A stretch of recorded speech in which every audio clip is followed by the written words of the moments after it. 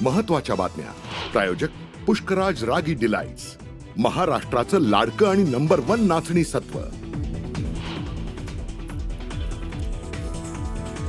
सुरक्षेतील कमतरता दूर करण्यासाठी आम्ही सरकारच्या सोबत. पहलगाम मधील हल्ल्यानंतर शरद पवारांकडून सरकारला पाठिंबा, तर हल्लेखोरांवर कठोर कारवाईची मागणी.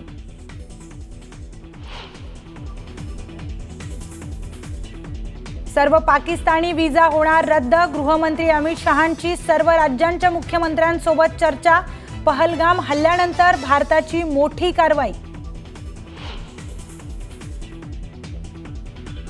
अतिरेकी आदिलचे 2 भाऊ तपास यंत्रणांच्या ताब्यात. रेकी करण्यासाठी मदत केल्याचा संशय. पोलीस कोठडीत कसून चौकशी सुरू.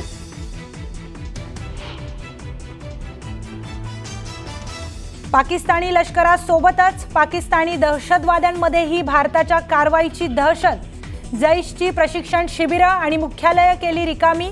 कमांडरनाही सुरक्षित ठिकाणी पाठवलं. एनआयएचं पथक आज पुण्यात येणार. दहशतवादी हल्ल्यात मृत्यू झालेल्या कौस्तुभ गणबोटे आणि संतोष जगदाळेंच्या कुटुंबाचा जबाब नोंदवण्याची शक्यता.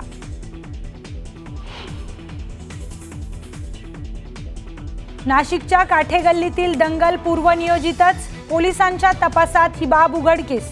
तर दगडफेक प्रकरणी टिप्पर गँगच्या समीर पठाणचा जुगार अड्डा उद्ध्वस्त.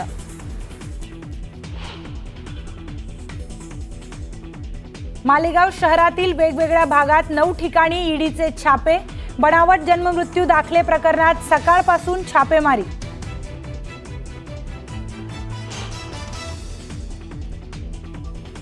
अक्षय शिंदे कथित एन्काउंटर प्रकरणी तात्काळ एफआयआर दाखल करण्याचे आदेश दिलेले असतानाही अद्याप पोलिसांविरुद्ध एफआयआर दाखल का नाही, कोर्टाचा संतप्त सवाल. तर तपास एसआयटीकडे वर्ग न केल्यानंही कोर्टानं सुनावलं.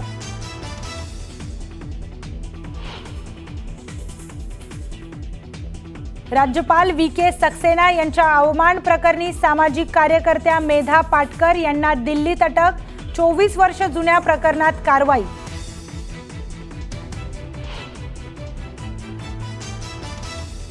गडचिरोली जवळच्या गर्रेकट्टाच्या पहाडीवर 72 तासांपासून मोठं ऑपरेशन सुरू.